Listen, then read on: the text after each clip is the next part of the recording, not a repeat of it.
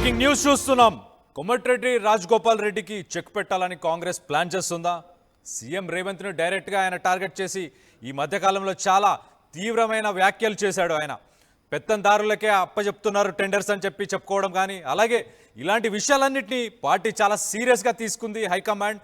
ఇప్పుడు ఆయనని ఏదైతే క్రమశిక్షణ కమిటీ ఏదైతే ఉందో ఆ కమిటీకి హాజరు కావాలని చెప్పి ఆయనకి ఇప్పటికే ఇన్ఫర్మేషన్ ఆదేశాలు కూడా ఇచ్చినట్టు మనకు తెలుస్తుంది. ఇప్పటికే రాజగోపాల్ రెడ్డితో ఫోన్లో మాట్లాడారు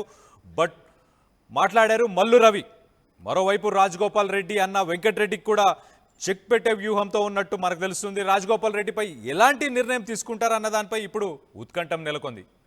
కొద్ది రోజులుగా కాంగ్రెస్ పార్టీలో హాట్ టాపిక్గా మారారు కోమటిరెడ్డి రాజగోపాల్ రెడ్డి. అసలు ఆయన ఈ మధ్య ఆంధ్రాకి సంబంధించిన కొంతమంది బిజినెస్ మెన్స్కి మాత్రమే టెండర్స్ ఇస్తున్నారు, వాళ్ళకే పట్టం కడుతున్నారు అని చెప్పేసి రేవంత్ రెడ్డి మీద చాలా ఘాటు వ్యాఖ్యలు కూడా చేశారు. ఏం చేశారంటే, ఇంకా అసలు మీరు కమిషన్ బేసిస్లో వాళ్ళతో పనిచేస్తున్నారు, రాష్ట్రానికి మాత్రం మేలు చేయట్లేదు, మీరు ఎక్కువ మాట్లాడుతున్నారు, తక్కువ పనులు చేస్తున్నారని కూడా చెప్పుకొచ్చారు. ఇలాంటి హాట్ కామెంట్స్ చేసిన తర్వాత ఇప్పుడు పార్టీ దాని మీద యాక్షన్ తీసుకోవడానికి ఆయనని డిసిప్లినరీ కమిటీ ఏదైతే ఉందో ఆ కమిటీకి ఖచ్చితంగా మీరు హాజరై మీరు సంజాయిషి ఇచ్చుకోవాల్సిన అవసరం ఉందని చెప్పేసి ఆయనని ఆదేశాలు ఇచ్చినట్టు కూడా మనకు చాలా క్లియర్గా తెలుస్తుంది. దీనికి సంబంధించి మరిన్ని వివరాలు మా ప్రతినిధి మధుతో మాట్లాడి తెలుసుకునే ప్రయత్నం చేద్దాం. ఒక్కసారి మధు చెప్పండి, అసలు పార్టీ ఎలాంటి యాక్షన్ తీసుకునే ఆలోచనలో ఉంది? అంటే ఇలాంటి హాట్ కామెంట్స్ ఇంతకుముందు రేవంత్ రెడ్డి మీద చేసిన వాళ్ళ మీద కానీ ఈయన మీద కానీ ఎలాంటి యాక్షన్ తీసుకోవచ్చు?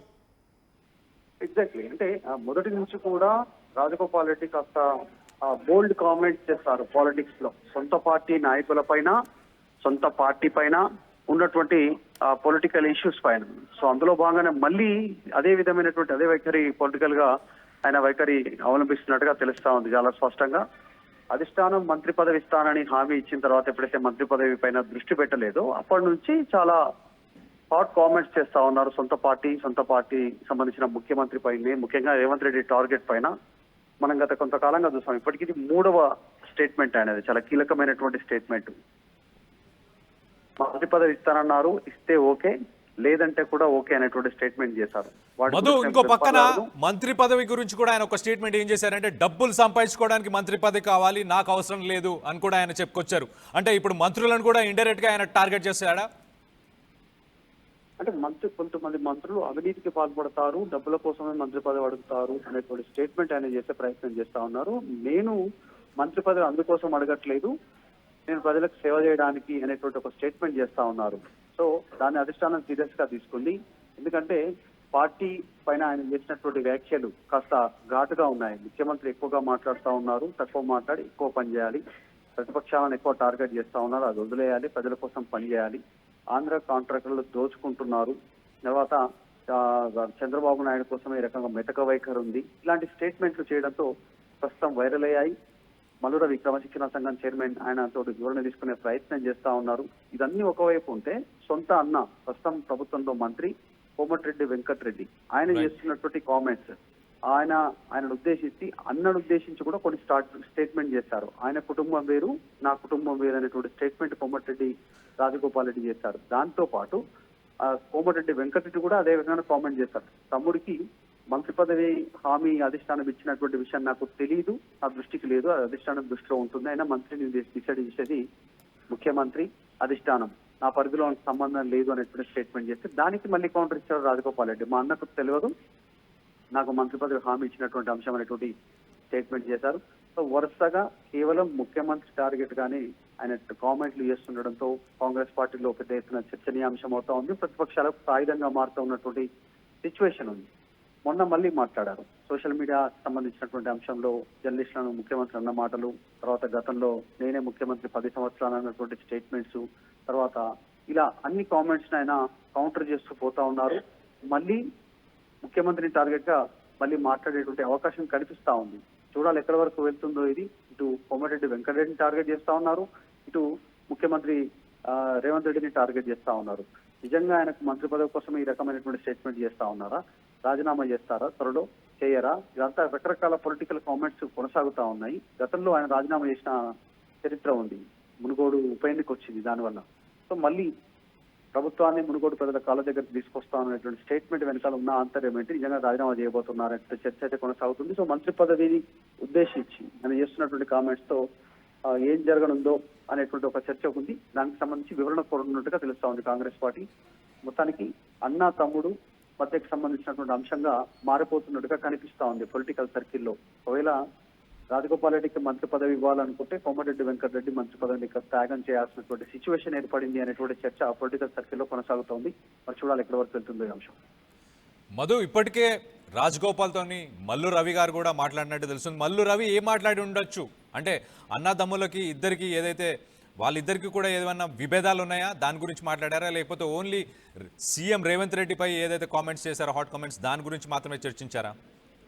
కోమటిరెడ్డి రాజగోపాల్ రెడ్డి మొన్న చేసినటువంటి కామెంట్లలో నాకంటే జూనియర్లకి మంత్రి పదవులు ఇచ్చారు, డబ్బు అక్రమంగా సంపాదించుకునేటువంటి వారికి మంత్రి పదవులు ఇచ్చారు అనేటువంటి స్టేట్మెంట్ చేశారు.